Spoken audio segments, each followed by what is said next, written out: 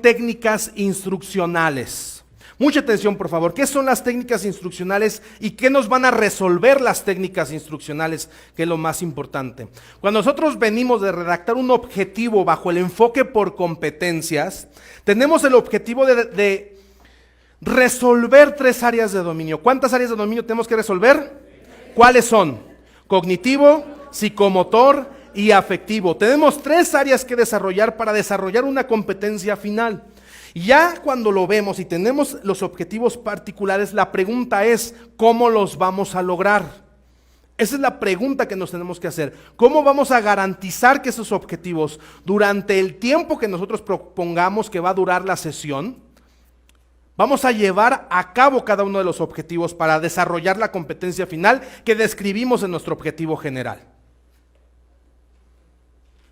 Esa es la pregunta central. Bueno, pues las técnicas instruccionales son la respuesta. Las técnicas instruccionales son la respuesta. ¿Cuántas técnicas instruccionales hay? Son 3 técnicas instruccionales, 3 grandes técnicas instruccionales. Estas técnicas, damas y caballeros, evidentemente no son las únicas, pero sí puedo decirles y puedo asegurarles que son 3 técnicas que bastan y sobran para cambiar al mundo. Eso sí se los puedo asegurar. Bastan y sobran con 3 técnicas muy bien planteadas, muy bien investigadas, muy bien desarrolladas, muy bien comprobadas. Es algo importante que les voy a decir. Estas técnicas que vamos a ver no son ocurrencias de la creación, son técnicas que se utilizan en la NASA. Son técnicas que se utilizan en las organizaciones de logística más grandes del mundo y que, para variar, son sumamente sencillas, pero efectivas. 3 técnicas instruccionales. La primera técnica que vamos a ver el día de hoy es la técnica expositiva. ¿Cómo se llama la técnica? Técnica expositiva.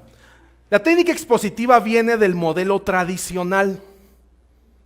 Por lo tanto, ¿qué área de dominio creen que va a resolver? La área de dominio cognitiva. Ok, Cristian, entonces tú me estás diciendo que para desarrollar conocimiento existe una técnica que se llama técnica expositiva. Así es, eso es lo que te estoy diciendo. Esta técnica nos da los elementos necesarios para poder garantizar la transferencia de conocimiento de una persona a otra. Pero no solamente la transferencia, sino que esa transferencia sea significativa en la persona. ¿Sí me explicó? No solamente se trata de lograr el objetivo que sea memorizar, no. Tiene que memorizar significativamente lo que queremos que memorice, o lo que queremos que repita, o lo que queremos que comprenda, o lo que queremos que aplique, o lo que queremos que analice, etc. La técnica expositiva viene precisamente del modelo tradicional porque es el arte de exponer. Y bueno, y dicho sea de paso, quiero decirles que esta técnica en particular pues tiene muchísimas ramas y muchísimas herramientas que la hace extraordinariamente efectiva. Porque en esta técnica el 90% de la dinámica y de la energía y de la instrucción depende del expositor, a un 10% de retroalimentación de los participantes. Por lo tanto, si el 90% de la actividad recae en el expositor, pues sí tendrá mucho que ver qué nivel de expositor es el que te va a transferir los conocimientos, ¿sí o no? ¿Qué podemos hablar acerca de las técnicas expositivas como complementos? Pues si el expositor tiene dominio de técnicas como de programación neurolingüística, lenguaje verbal, no verbal, si tiene conocimientos de homilética, de apologética, incluso hoy en día ya se están dando cursos de stand-up para conferencistas, ¿no? Para que no seas, pues que seas medio chistosito y no estés así como que, ¿no? Es decir, hay muchas técnicas que al expositor lo visten, muchísimas. Por ejemplo, yo soy muy amigo de Gordoa, de aquí del consultor de imagen pública más famoso de México, y es impresionante la cantidad de gente que estudia el tema de la imagen, ¿verdad? Y y lo importante y el impacto que tiene ver algo, si no bonito, pues por lo menos en línea, ¿no? Sí, porque la verdad es que uno no tiene la culpa de la cara que tiene, pero sí de la que pone. Entonces imagínate cuando tú estás exponiendo algo que no tengas la seguridad de poder proyectar algo, pues es básico, ¿no? Sin embargo, les tengo una buena noticia. ¿Qué creen? Que el aprendizaje significativo no depende totalmente de esas técnicas de las cuales les acabo de hablar. Depende de la manera en la que insertas el conocimiento en las personas. Ahí está el punto esencial. Todo lo demás te va a vestir, te va a ayudar, va a hacer que sea más amena tu participación, incluso que entretengas y enseñas al mismo tiempo, pero finalmente no es lo esencial.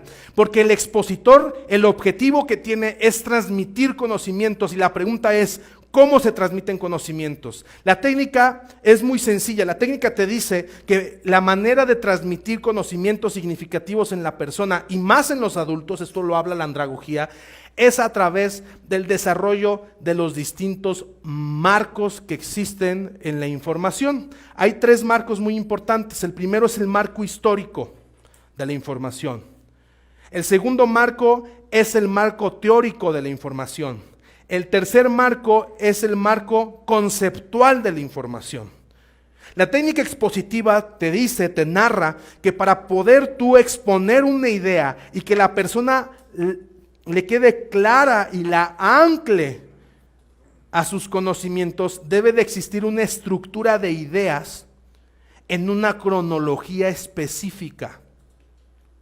Cuando tú quieras enseñar algo, la mejor manera de enseñarle algo a alguien es a través de la mención del marco histórico del conocimiento. Ese es el primer punto que tiene que tocar un expositor. Háblame de la historia de lo que me vas a enseñar. ¿Qué tan importante es en un adulto conocer el origen de la información?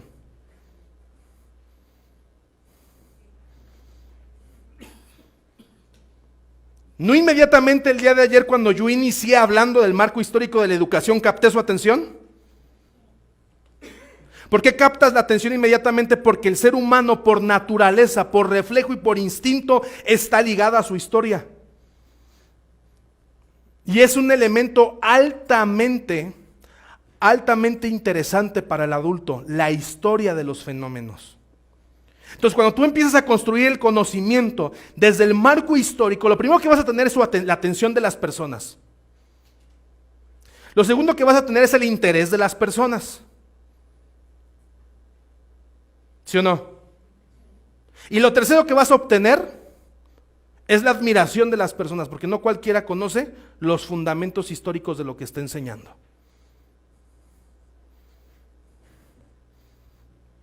Un buen expositor, un buen conferencista, un buen maestro conoce los fundamentos históricos de lo que va a enseñar. Porque si no, no me digas que lo comprendes. ¿Cómo comprendes algo que no conoce su historia? Y damas y caballeros, todo conocimiento tiene un marco histórico. ¿Sí o no? Entonces, cuando tú captas primero, dijimos, lo primero que captas con esto es su interés. Primero captas su atención, después captas su interés y después captas su admiración. Y esto está construyendo una curva. Te ayuda a construir una curva, ¿sí o no? Y una vez que tienes esto, bueno, ok, Cristian, ¿y que nada más vas a enseñar el origen del conocimiento? No. Ese marco histórico se va a construir y se va a trasladar al segundo marco de referencia, que es el marco teórico. ¿Qué entendemos como el marco teórico? ¿Qué entendemos como marco teórico?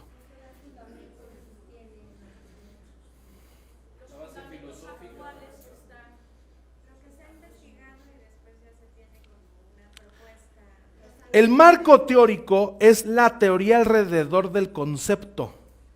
Ningún conocimiento es único y ningún conocimiento es único Y la otra palabra es, ¿quién me recuerda aquí las palabras siempre? A ver, cáchamela. Se me fue la palabra. ¿Por qué? Porque a través de los conocimientos han existido distintas ramas de investigación, ¿sí o no? Las teorías alrededor de lo que se habla. Entonces, cuando tú estás construyendo desde el marco histórico y empiezas a hablar de las teorías alrededor del concepto, empiezas a construir una base sólida de información que empieza a trabajar en el córtex del cerebro de las personas para poder intercambiar una información por otra. Algo que van a ver en andragogía más adelante es que el adulto tiene conocimientos previos siempre de lo que le estás hablando. ¿Sí sabían ustedes eso? O sea, cuando tú estás en un proceso de aprendizaje en un adulto y tú estás exponiendo información que puede ser información nueva para el adulto, lo primero que debe de saber el instructor es que hay información previa en la persona en la que quieres insertar la nueva información. Lo debes de tener consciente, ¿sí o no? Y para insertar información nueva en un adulto, pues no nada más, un adulto no se cree lo primero que le dicen, ¿o sí? Lo primero que hace el adulto es cuestionar, dudar. Ah, caray, yo sabía esto, ¿por qué él dice lo otro? ¿No? Es lo más normal. Si no lo haces, te invito a que lo hagas. Duda, exactamente, la diferencia de un niño. En la andragogía es una diferencia entre pedagogía y andragogía. El niño es una esponja, absorbe el conocimiento. El adulto no la absorbe. El adulto elige qué aprender bajo los fundamentos del conocimiento que se le está presentando. Entonces, el marco teórico son los argumentos alrededor de la información. Es el dominio alrededor de la información. Recuerdan que yo de pasar del marco histórico pasé al marco teórico hablándoles de las distintas modelos educativos en la historia. Estas son las ramas, estas son las corrientes, mira. Esto dice Pavlov, esto dice Skinner, esto dice Rogers, esto dice Pierrier, esto dice Benjamin Bloom. Y el dominio de los datos duros de la información son básicos para el conocimiento andragógico, son básicos para la exposición, para el expositor. ¿Cuántos datos duros tú das en lo que hablas? Porque los datos duros son la información precisa y científica de lo que estás diciendo. ¿Y cuántos comentarios personales tú das? No quiere decir que no puedas dar comentarios personales, pero quiere decir que tiene que estar muy balanceado los comentarios personales y los datos duros que estás dando como información dentro del marco teórico.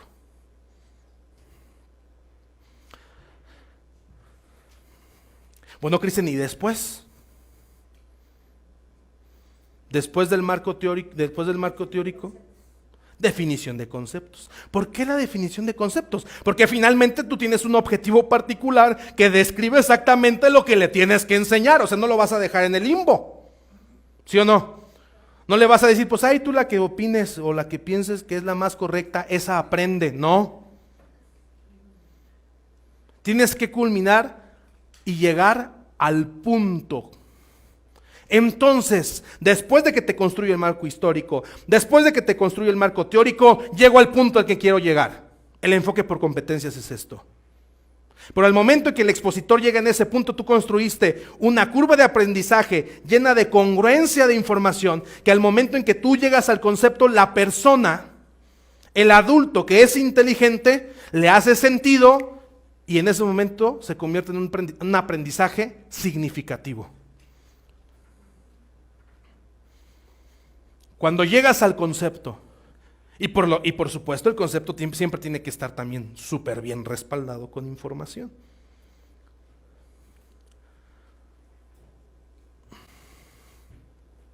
La técnica expositiva es una técnica extraordinaria. E incluso una técnica peligrosa. Porque el poder de la palabra, hasta el día de hoy, mueve al mundo. Y el que sabe hablar, tiene más oportunidades que el que no sabe hablar. Y el que sabe hablar y ordenar sus ideas, no solamente tiene más oportunidades, sino también tiene más influencia en las personas. Es decir, no todo el que habla es un líder. Puedes hablar y no ser un líder, pero si hablas y eres un líder, y aparte de lo que hablas, tienes la capacidad de acción,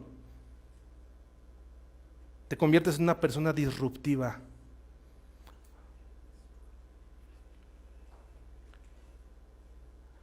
Hay un libro que les recomiendo, de un autor que no les recomiendo. Mi lucha, de Adolfo Hitler. ¿Quieren saber quién ha sido el orador con mayor impacto medido en sus palabras? Es Adolfo Hitler. ¿Cómo, Cristian? ¿Por qué? Sí. O sea, vámonos a los resultados de lo que hablas, no de lo bonito que lo puedas decir, ¿sí o no?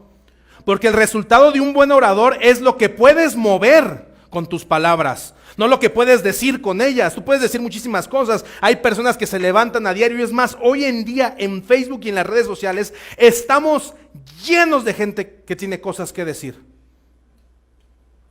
o que más bien dice cosas. ¿Y qué mueven? Son gente que tiene ganas de hablar.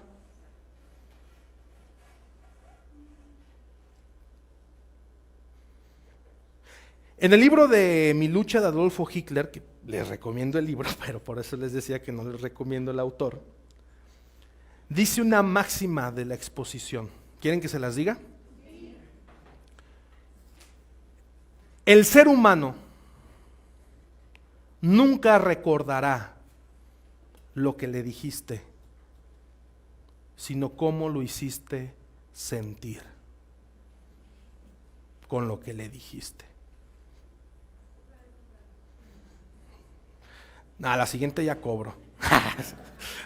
El ser humano nunca recordará lo que le dijiste, sino cómo lo hiciste sentir con lo que le dijiste.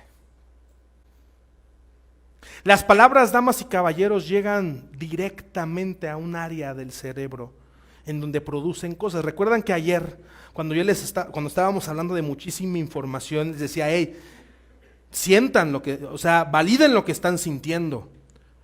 Porque lo que estás diciendo, lo que estás sintiendo al momento de lo que estás escuchando, cuando se conecta es cuando surge el aprendizaje significativo. Y el aprendizaje significativo, el más beneficiado de vas a ser tú. Pero hay muchas personas que se exponen al aprendizaje, pero se resisten a la vez, ¿sí o no? Pues que me convenza. ¿No? Y es así como que yo sé más. Y estás viendo que te está emocionando y dices, chingas. Y el ego. Y te resistes al aprendizaje. Y sabes que cuando tú sueltas eso, existe la oportunidad de realmente aprender. De anclar un conocimiento para toda la vida. Y convertir ese conocimiento en una creencia, que es el nivel más alto de la taxonomía en el área afectiva. La recaracterización. Porque, damas y caballeros, los seres humanos no defienden lo que saben, defienden lo que creen.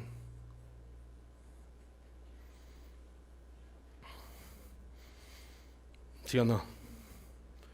La creencia es el nivel más alto de un aprendizaje.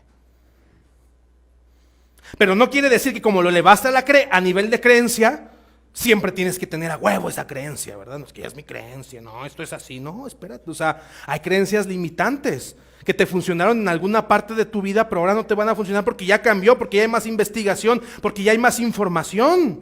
Escucha, exponte al conocimiento, y una vez que te expongas al conocimiento, vas a tener la oportunidad de decidir como adulto si intercambias un conocimiento por otro y lo elevas a su mayor magnitud, que es el estado de la creencia. Eso es lo que puede construir un expositor.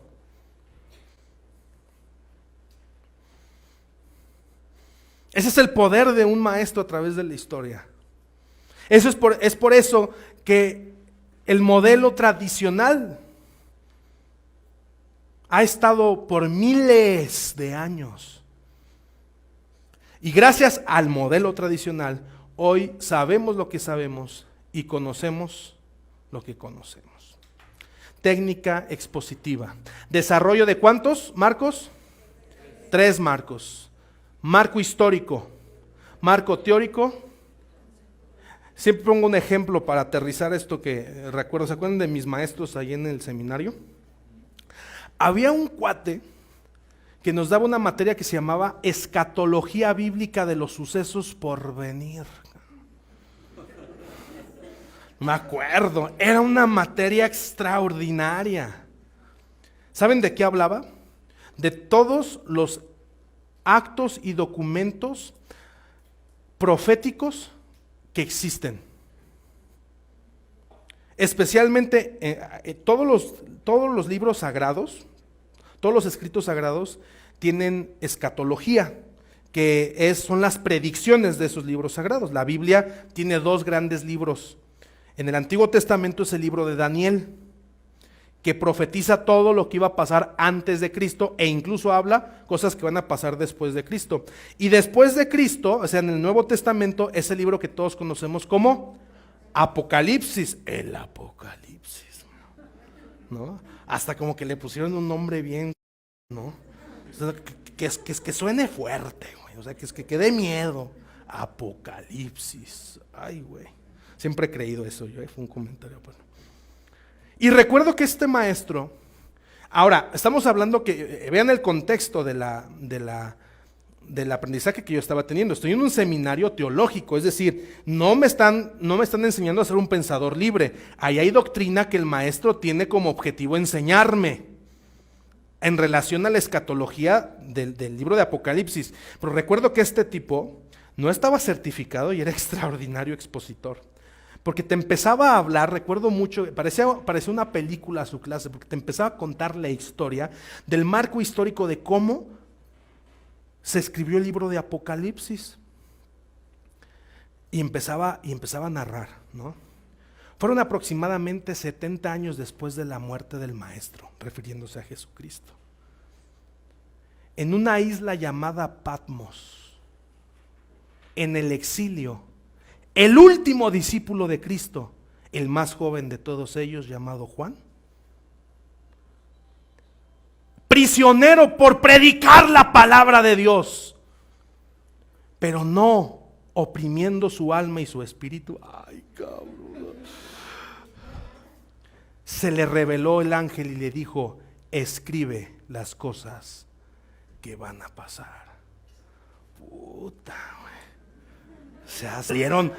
No, es que lo que sigue está caballos de fuego, naves, el canto de 144,000.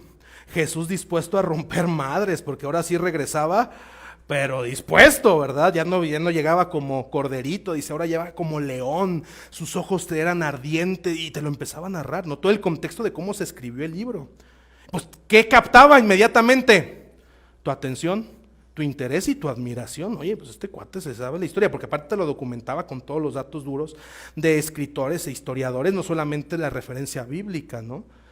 Extraordinario. Y después te llevaba al marco teórico. Te decía, bueno, pero ¿qué estudia los musulmanes alrededor de este verso? ¿Y qué estudian los ortodoxos? ¿Y qué estudian los evangélicos? ¿Y qué estudia el catolicismo romano? Y te empezaba a dar las distintas interpretaciones.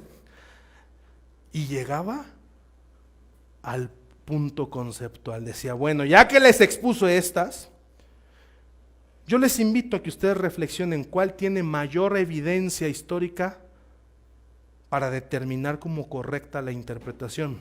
Pero fíjate cómo te decía el cabrón, ¿no? Te decía, pero a continuación les expondré la que yo, de manera personal, pienso que tiene mayor sustento. Si te le empezaba a exponer, no, la verdad al último pues eras pendejo si no creías esa. O sea, después de semejante exposición, de semejante, si me explico, contextualización, pues tú decías, no, pues es que evidentemente esa tiene muchísimo amor. Y lograba su objetivo de enseñarnos la doctrina indicada con respecto al objetivo que seguramente tenía su programa de estudios. Pero fíjate qué manera, no nada más llegar y decir, esto es lo que tienen que creer, no, el cuate te construía a través de una exposición todo esto. Entonces, la técnica expositiva es la técnica que nos ayuda a resolver el área de dominio cognitivo. ¿Sí? ¿Se entiende? Muy bien. ¿Dudas? ¿Comentarios? Construir, exponer, construyendo. No exponer imponiendo. Nunca presentarte como el gurú, como esta es la verdad absoluta, como ustedes están bien y yo soy, no, o sea, todo te lo van a ¿qué? A rebotar. Ese es el arte del expositor. Y es un arte extraordinario, extraordinario. Vamos a avanzar a la siguiente técnica instruccional.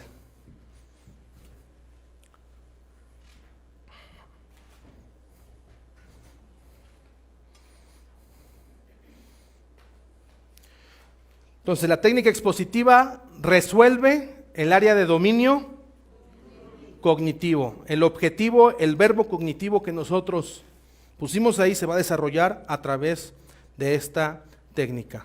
¿Sí? Segunda técnica instruccional. Técnica demostrativa. La técnica demostrativa, damas y caballeros, es una técnica que tiene varios nombres, se conoce a nivel mundial de distintas maneras. Por lo menos otras dos maneras que se conocen, y lo digo a manera de referencia, se conoce como la técnica de los 4 pasos, o también se conoce como la técnica ejecución-demostración. Esta técnica es utilizada y fue no solamente utilizada, sino implementada con mucho éxito en la NASA. Esta es parte de sus procedimientos de enseñanza, la técnica demostrativa. También es parte de las técnicas de enseñanza de bomberos, policías, protección civil, médicos, etcétera. ¿Por qué? Porque tiene el objetivo de desarrollar una habilidad psicomotora del área de dominio psicomotor, del saber hacer. La pregunta es, ¿cómo resuelvo el área de dominio psicomotor que redacté en mi objetivo general? Esa es la pregunta. ¿Cómo voy a resolver cuando estoy poniendo el verbo repetir movimientos, ejecutar conscientemente? ¿Cómo voy a resolver y voy a dar garantía de que eso de que eso va a suceder durante el proceso de aprendizaje? Técnica demostrativa. Nace del modelo conductista. Con esta técnica, la NASA enseña a barrer una persona y a volar en un avión, en un cohete. Funciona y funciona muy bien. Vamos a conocer, ¿por qué se conoce como la técnica de los 4 pasos? Porque hay 4 pasos que hay que hacer para poder desarrollar la habilidad psicomotora en la persona.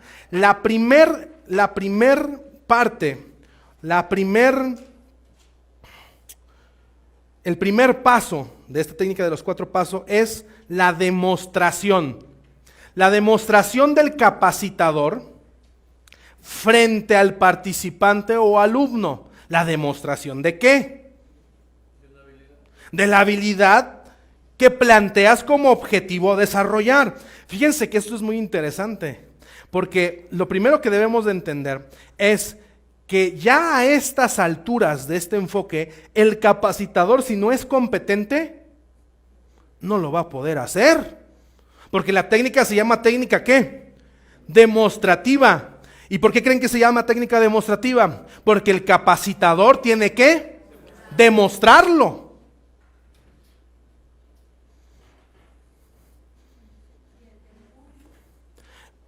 ante el participante, ante quien vas a desarrollar la habilidad. Se tiene que demostrar. Un dato antes de avanzar que posiblemente no comenté, es esto de los roles del instructor frente al enfoque. Hay distintos roles del instructor que dentro de la industria hay muchas dudas y siempre mucha, pues sí, no se sabe a ciencia cierta cuándo se es capacitador, cuándo se es instructor, cuándo se es facilitador o qué rol es el que debo de tomar, para qué cosas. Se las explico. Cada enfoque o cada modelo tiene su rol. El concepto genérico es el del instructor. Instructor es el término genérico, el que instruye en alguna área de dominio. Eso es importante decirlo. ¿Ok? La actividad que desarrollamos es la de instruir. El rol que vamos a tomar según la instrucción es dependiendo del enfoque y del área de dominio que vayamos a desarrollar. El primer rol para el área cognitiva es la del maestro. Soy maestro cuando desarrollo habilidades cognitivas. Soy capacitador cuando desarrollo habilidades psicomotoras. Y soy facilitador cuando desarrollo habilidades afectivas. Regresando al punto, entonces decimos que el primer paso del área de la técnica demostrativa es demostrar. ¿Ok? ¿Cómo es que vas a demostrar? Vas a demostrar el procedimiento en el cual la habilidad psicomotora se desarrolla. La explicas y la demuestras. Primer paso. Una vez que la demuestras, como el participante te observó, vas a resolver dudas de la demostración. Ese es el segundo paso.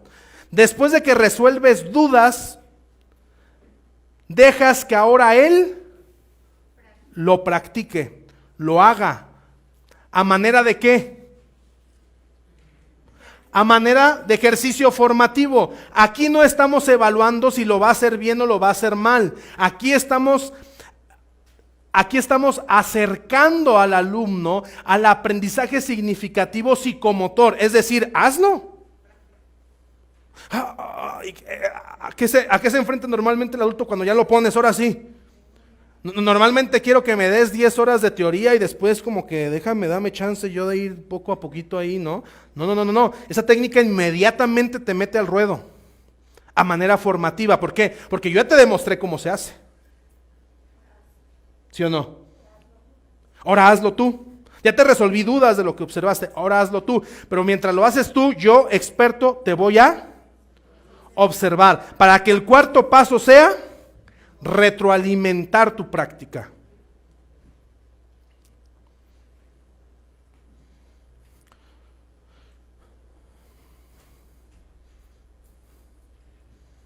Para que el cuarto paso sea retroalimentar la práctica. Entonces, 4 pasos. Primero, demuestro.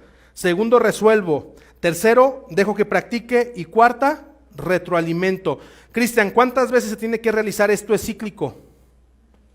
Lo repites una y otra vez hasta que la persona domine la habilidad psicomotora. Tan.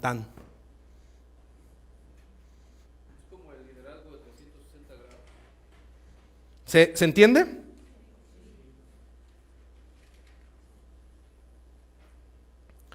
Entonces, algo que es necesario entender en la técnica demostrativa. La técnica demostrativa está resolviendo el área de dominio psicomotor. El objetivo psicomotor, el verbo psicomotor que planteaste, la destreza, el desempeño que planteaste en el objetivo general. Esta técnica es como lo resuelve. ¿Qué fue lo que hicimos ayer? Aplicamos una técnica demostrativa para enseñar una habilidad psicomotora que era redactar un objetivo. ¿Qué es lo primero que tengo que hacer? Lo explico y lo demuestro. Después resuelvo dudas sobre lo demostrado. Después los dejo que ustedes practiquen. Y después hay una. Hubo quien se me acercó y me dijo, es la primera vez que le he entendido a los objetivos de la taxonomía.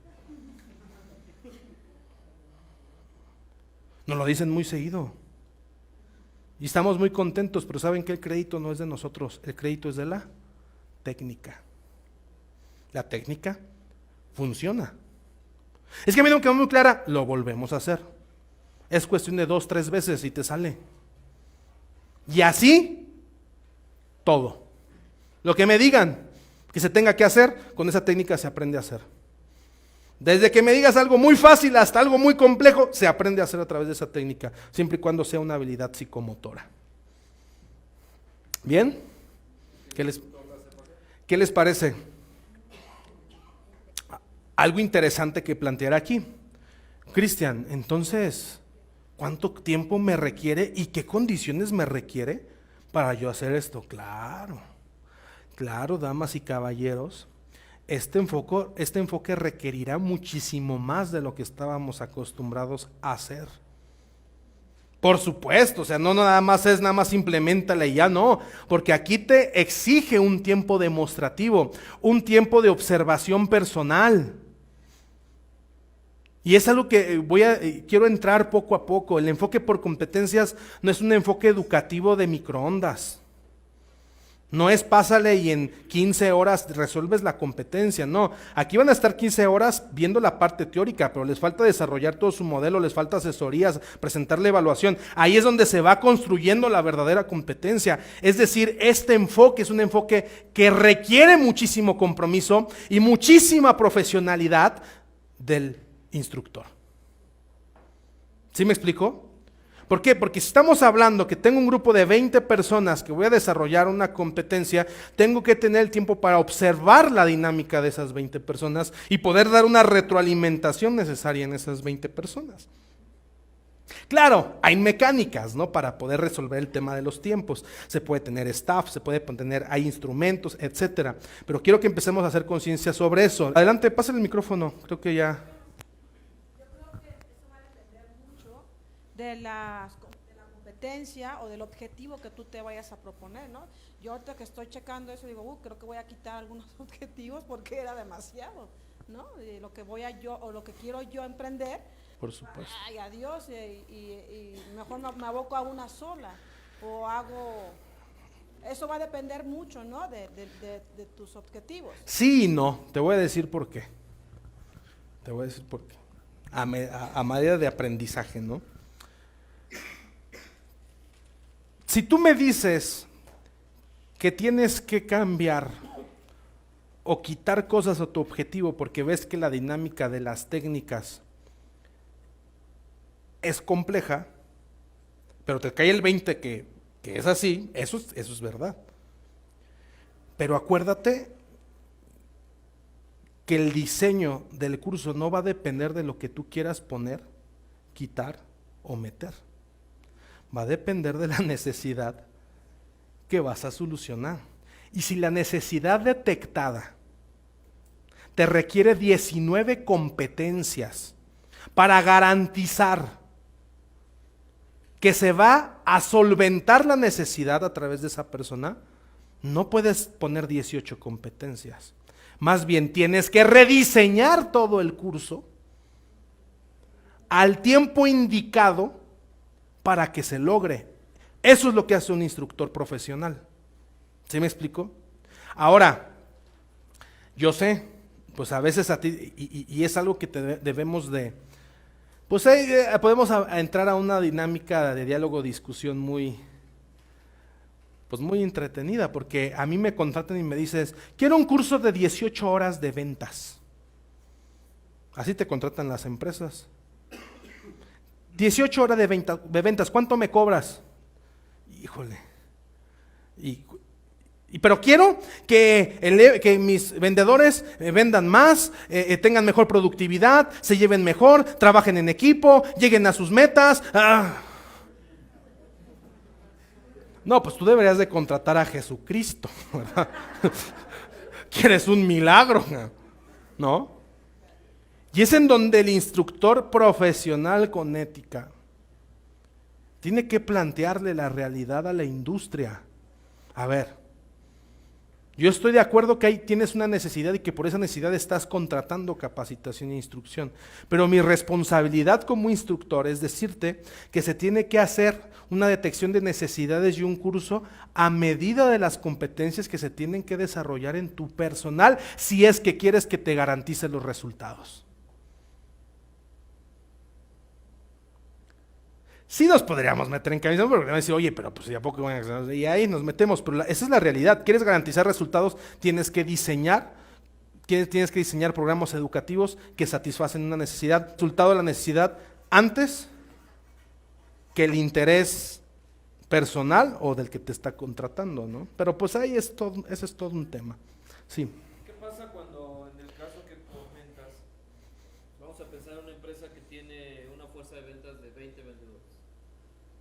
Algunos de esos vendedores tendrán unas competencias y otros tendrán otras.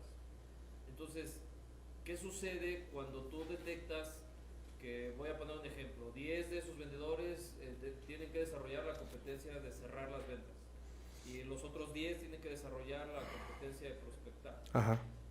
Entonces, ¿los tienes que trabajar por separado o haces uno de ya trabajes con todos o cómo le haces? Porque son competencias diferentes. Así es.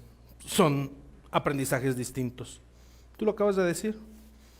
Si me preguntas la manera óptima, es la obvia. Pues evidentemente si él lo que tiene que desarrollar es una competencia como cerrador y el otro tiene que desarrollar una competencia como se le llama, como prospector ancla, pues son dos competencias totalmente distintas. Sí, dentro de las 5 habilidades del vendedor, pero finalmente, por ejemplo, yo cuando entrenaba en ventas a los vendedores de tiempos compartidos, efectivamente, no sé si ustedes sepan, pero hay 5 vendedores metidos en un mismo proceso de venta con una persona. Está el malo, el bueno, el chido, el buena onda y el ojete. El malo y el ojete, porque el ojete es peor que el malo. El ojete es el que termina diciendo, ¿y qué no le alcanza o qué?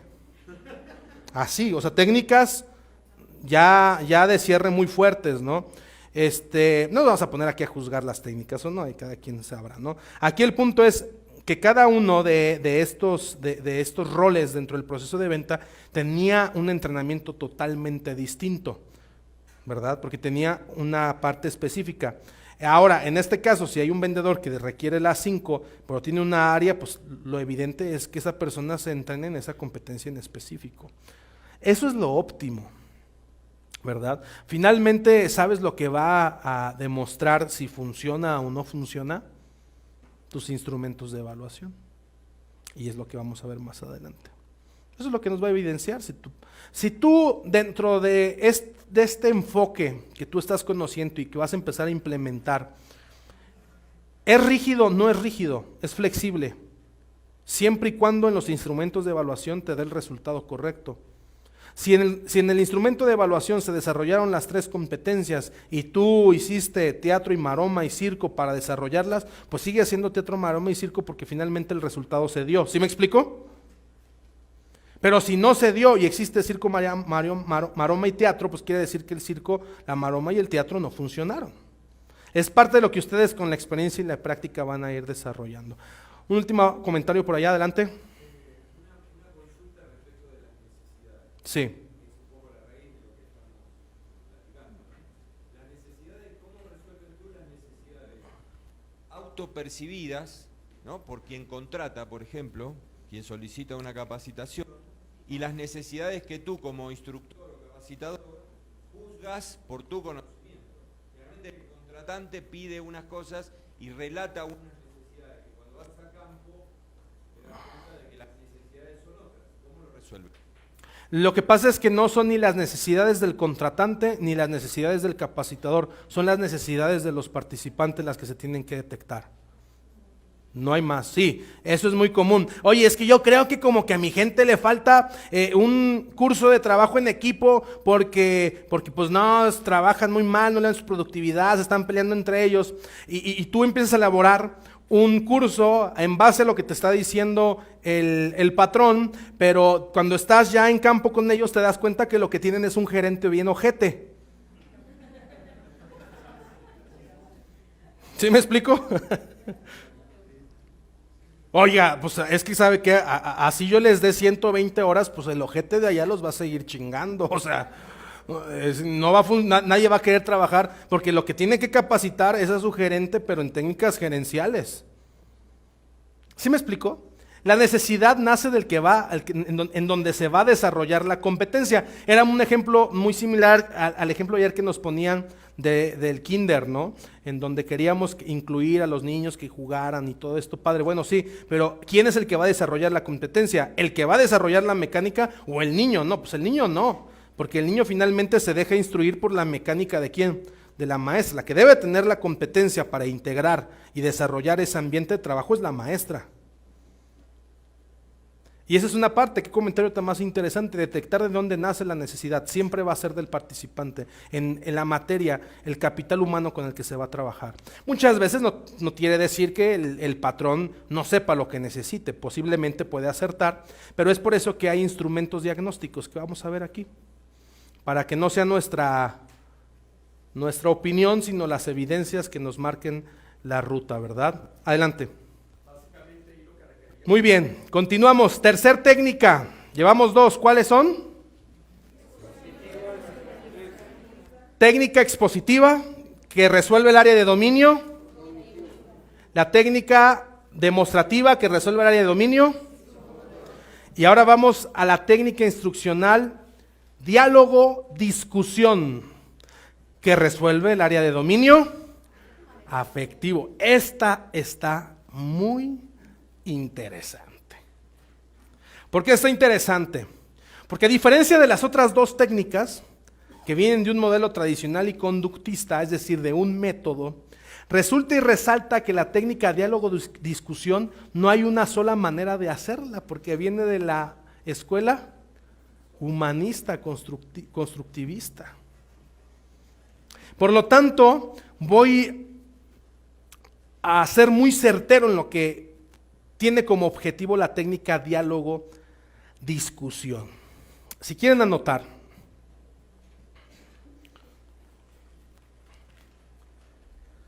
el facilitador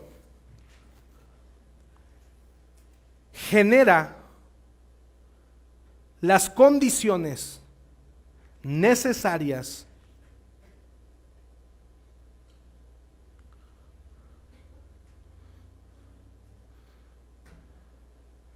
para que a través de una discusión intrínseca o extrínseca se genere el aprendizaje significativo.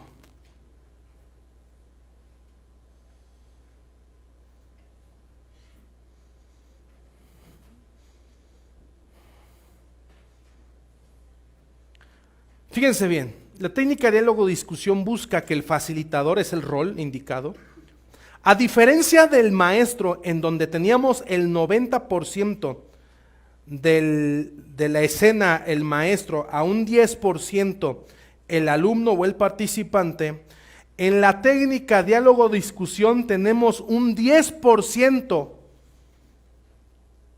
del facilitador por un 90% del participante. La pregunta es, ¿qué es lo que hace entonces el facilitador en ese 10%? Generar condiciones de aprendizaje.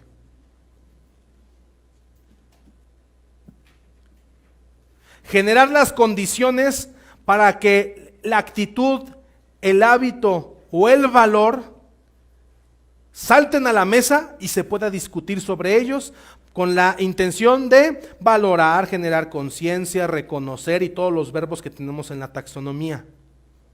¿Sí? Les voy a poner un ejemplo que creo que es muy bueno para entender la técnica diálogo-discusión.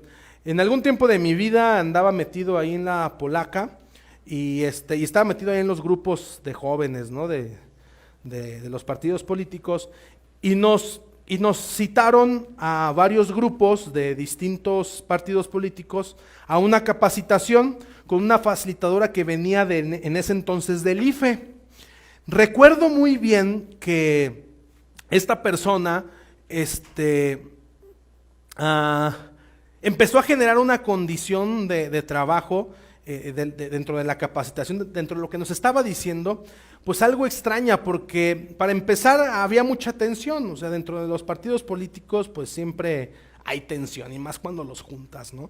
Todo el mundo se siente mejor que el otro. Entonces, cuando plantea los objetivos de esto, resulta que el objetivo te hablaba de generar empatía en los distintos grupos. Híjole, cuando dijeron esto, cuando hablaron de generar empatía, pues la verdad sí lo vi complicado, ¿eh? ¿O cómo ven ustedes? ¿Creen que sería fácil? Aquí la buena noticia, aquí la excelente noticia, es que la instructora estaba preparada y empieza a generar una técnica de diálogo-discusión y empieza a generar condiciones. Entonces empieza a dar instrucciones y dice, ok, muy bien, hay 3 grupos. Está el verde, el amarillo y el rojo. Cada quien tiene un rotafolio, van a escribir aquí su decálogo.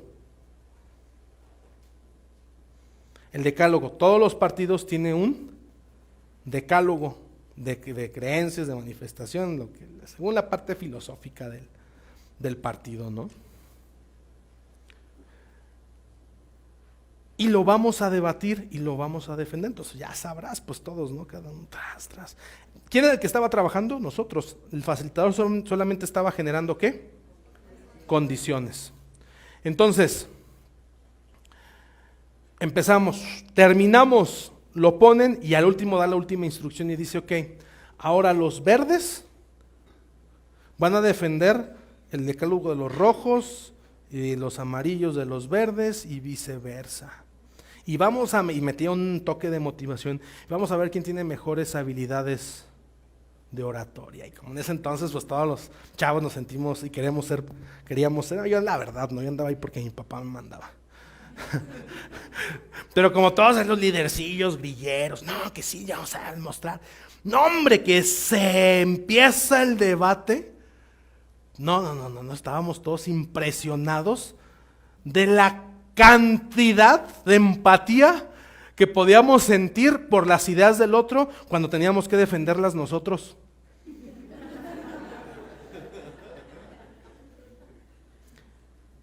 Qué congruencia, qué congruentes los términos del decálogo del verde y del rojo y del, no, es que estos y por qué los otros no, es que los otros no, y le tiraban a los otros que realmente eran los de ellos, ¿no?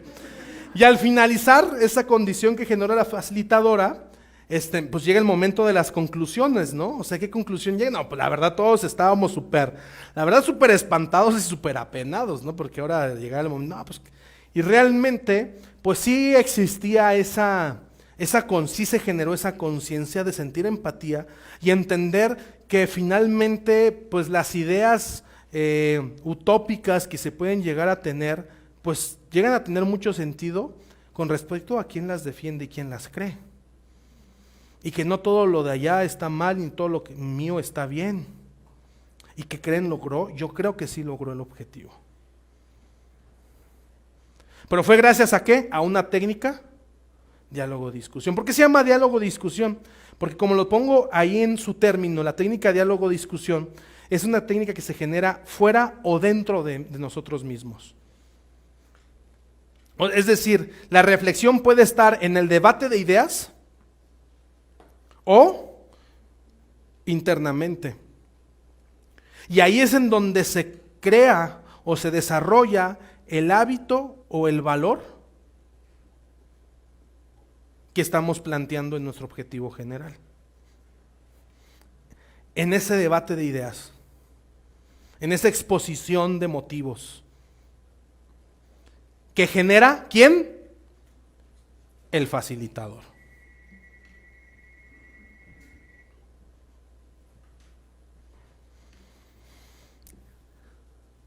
Tres técnicas instruccionales. La primera, expositiva, que resuelve el área de dominio cognitivo. Segunda técnica instruccional que se llama demostrativa, que resuelve el área de dominio psicomotor. Tercer técnica instruccional que se llama diálogo-discusión, que resuelve el área de dominio afectivo. Estas tres técnicas instruccionales son las que nos van a ir a resolver directamente las tres áreas de dominio que redactamos en el objetivo general de nuestro curso. Y tan tan.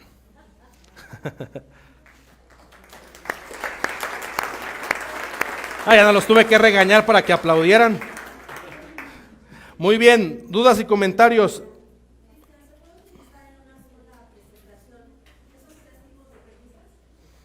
¿Cómo que en una sola presentación? Colegas, les voy a pedir que pongamos atención acá porque me distraen a todos. Te escuchamos. En un taller de 3 horas, que es un taller largo, ¿se pueden implementar esos 3 tipos de técnicas? ¿O no? No, es que se deben de. En el enfoque por competencia no hay de otra. O sea, son las técnicas que tienes que hacer. Sí o sí. Las tres, porque si tienes 3 verbos de 3 áreas de dominio distinta, estas son las llaves que te abren esa puerta. No puede no haberlas, pues. ¿No? Adelante, allá atrás.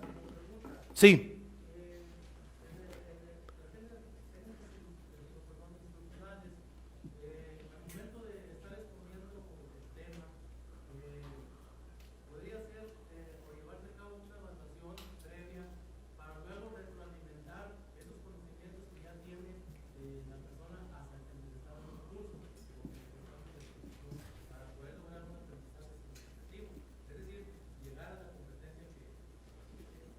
Vuélvamelo a plantear, no le entendí, por favor, otra vez.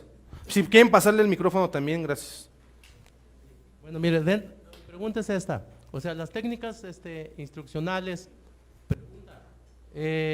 podría ser que una vez que se esté llevando, o se esté aplicando el tema, o se esté dando el tema, o que se esté explicando, podríamos en un momento dado llevar a cabo un examen previo para saber los conocimientos que tienen Sí, ya. a quien se les está. Es el siguiente tema. Instrumentos de evaluación. O Ahí sea, vamos que sí para es allá. factible, Ahí vamos, sí, se tiene que hacer. Ahorita les voy a decir cómo. Es el siguiente tema. Gracias. ¿Quién más? Adelante. Hablabas de que en la primera técnica el 90% recaía en el expositor, Sí. en la tercera que solo el 10%, en la demostrativa ¿cuál sería? 50-50. Porque demuestras y el otro también demuestra. Es 50-50, sí. Se va viendo cómo va a empezar en el enfoque por competencias. El protagonista es el maestro, pero el que termina siendo el protagonista, ¿quién es?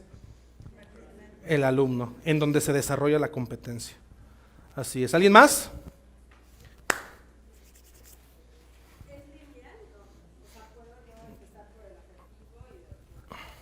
Sí, claro. Eso lo va a determinar la necesidad, ¿no? Hay veces que vas a necesitar empezar por lo afectivo, después lo demostrativo y al último lo cognitivo. Eso va a depender de la necesidad de cómo desempeñar la competencia. Comentaste que dentro de lo cognitivo se denomina instructor. Ahí como que no me quedó muy claro. En psicomotores es capacitador y en lo afectivo es facilitador. En el área de la actividad que desempeñamos es la del instructor, es el término genérico. Somos instructores, ¿ok? Cuando estamos desarrollando el área de dominio cognitivo, tomamos el rol del maestro, que es el rol de la escuela tradicional. Cuando desarrollamos habilidades y destrezas psicomotoras, tomamos el rol del capacitador. Y cuando estamos desarrollando área de dominio afectiva, tomamos el rol de facilitador. Son 3 roles de una misma actividad. Bien, Muy bien, pues ¿cómo vamos, muchachos? ¿Vamos bien o no vamos bien? ¿Va cuadrando, no va cuadrando? ¿Le paramos, le seguimos?